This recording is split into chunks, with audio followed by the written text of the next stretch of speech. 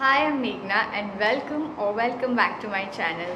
So if you are Indian और अगर आप मलेशिया मूव होने के बारे में सोच रहे हो तो ये वीडियो आपको बहुत ज़्यादा हेल्प करने वाला है.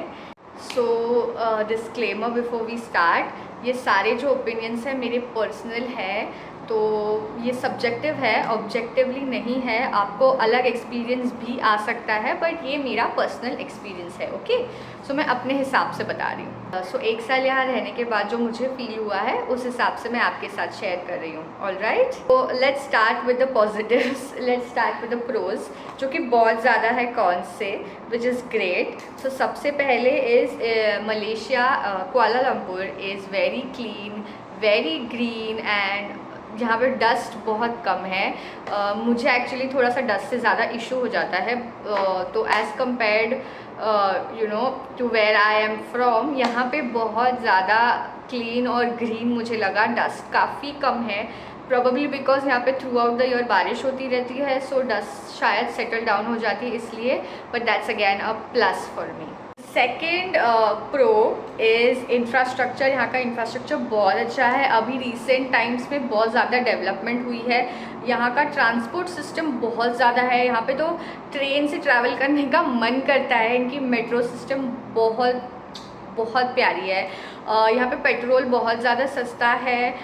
कैब राइड्स बहुत सीनिक होती है. इन जनरल मुझे इंफ्रास्ट्रक्चर और ट्रांसपोर्टेशन इनका काफ़ी अच्छा लगा.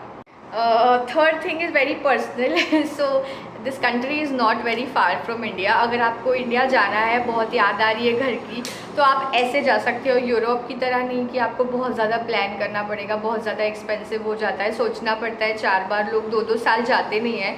वैसा नहीं है. ये कंट्री बहुत पास में है. आपको कुछ मुंबई से 5 घंटे 6 घंटे लगते हैं. अगर आप चेन्नई या साउथ साइड रहते हो तो आप 3-4 घंटे में पहुंच जाते हो घर पे. It's a big plus from my side that it's closer to home. Next thing is there is a huge Indian community here. So आपको अकेला अकेला नहीं लगेगा. आप इजीली फ्रेंड्स बना सकते हो. ऑफकोर्स वो डिपेंड करता है कि आप कौन से एरिया में रह रहे हो. बट यहाँ पे ओवरऑल थोड़ा 1 मिनट आवाज़ आ रही है नीचे. If I'm not wrong, Malaysia की ओवरऑल पॉपुलेशन में से 10% इंडियंस है. Next point which I think is very important is that the people are very friendly here. बहुत अच्छे लोग हैं, अच्छे.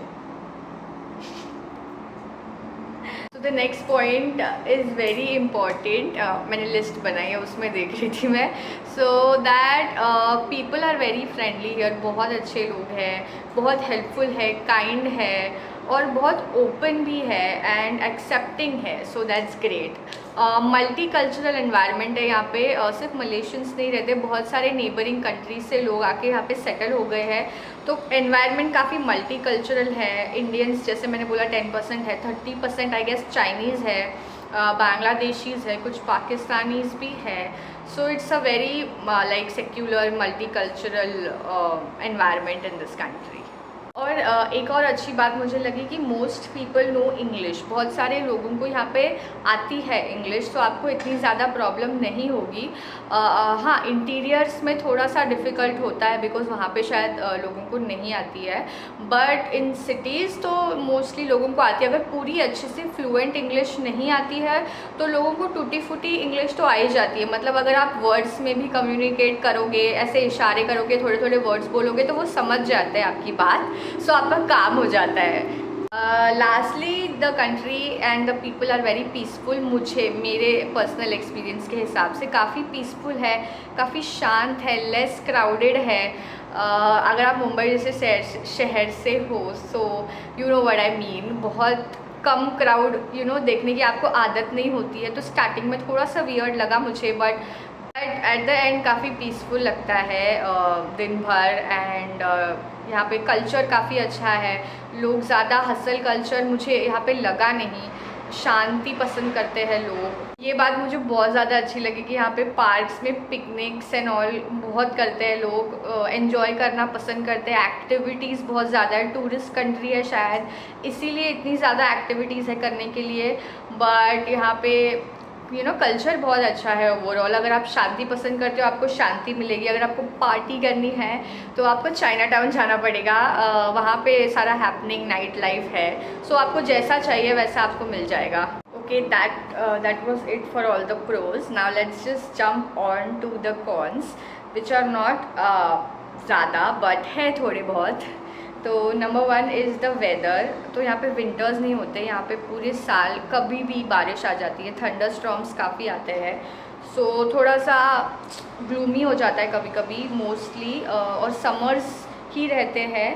तो या ओवरऑल पूरा साल सेम ही होता है, मोस्टली समर्स होते हैं, विंटर होता ही नहीं है, बारिश कभी भी आ जाती है। सो या मोस्टली इंडिया जैसा ही काफ़ी लोगों को लगेगा, बट आई थिंक विंटर्स होनी चाहिए थोड़े से।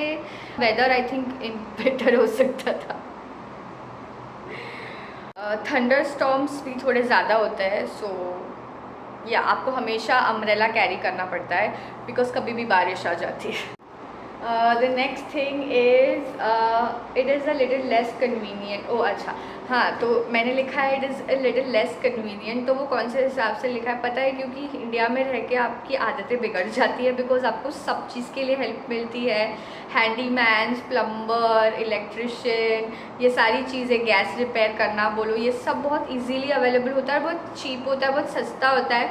ये सब चीज़ें हम ग्रांटेड ले लेते हैं, पर यहाँ पे ये सारी चीज़ें अगर आपको प्लम्बिंग का काम करवाना है, इलेक्ट्रिशियन को बुलाना है, तो ये सब पहली बात तो इजीली मिलता नहीं है, सेकेंडली बहुत एक्सपेंसिव भी होता है। So that's I think is a cone.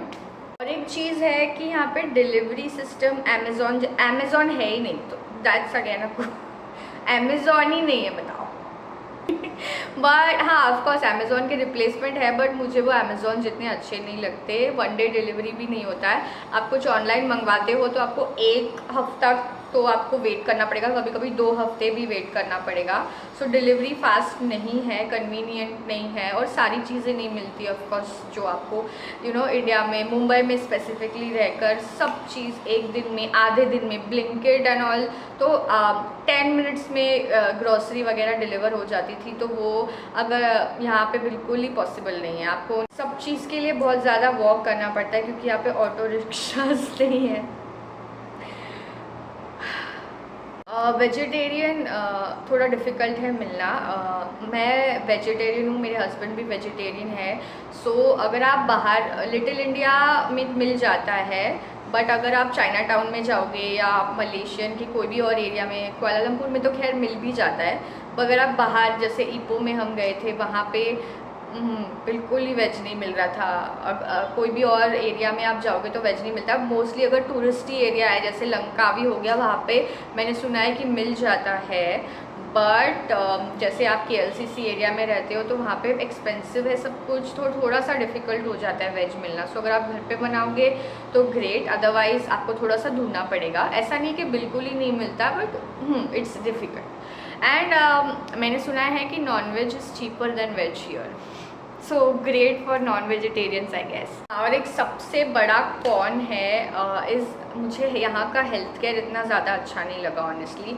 मतलब एक्सपेंसिव तो बहुत ही ज़्यादा है, बहुत ही कम है। इंडिया के जैसे हर गली में एक डॉक्टर होता है वैसे बिल्कुल भी नहीं है। अपॉइंटमेंट मिलना भी थोड़ा सा मुश्किल हो जाता है कभी कभी, और मिलते ही बहुत ज़्यादा एक्सपेंसिव हो जाता है एक डॉक्टर विजिट भी, प्रोफेशनल अगर आप एक्सपर्ट डॉक्टर के पास जाओगे तो।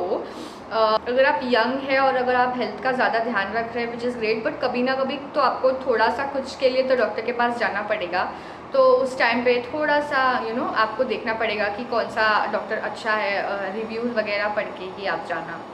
मैं इंडिया से जब भी कुआलालंपुर मूव हो रही थी तो मैं ऐसे ही बहुत सारे वीडियोस देखती थी कि सेफ़ है कि नहीं, what are the pros and cons of living here, क्या कॉस्ट ऑफ लिविंग होगा। सो ऐसे सारे क्वेश्चंस है अगर आपको, तो आप कमेंट बॉक्स में पोस्ट कर दीजिए। कॉस्ट ऑफ लिविंग का मैंने एक वीडियो भी बनाया है, वो मैं डिस्क्रिप्शन बॉक्स में लिंक कर दूँगी, आप ज़रूर से देखना। एंड या I hope you found this video helpful. If you did, don't forget to like, share and subscribe. Yeah, and see you soon. Bye. Thank you so much for watching.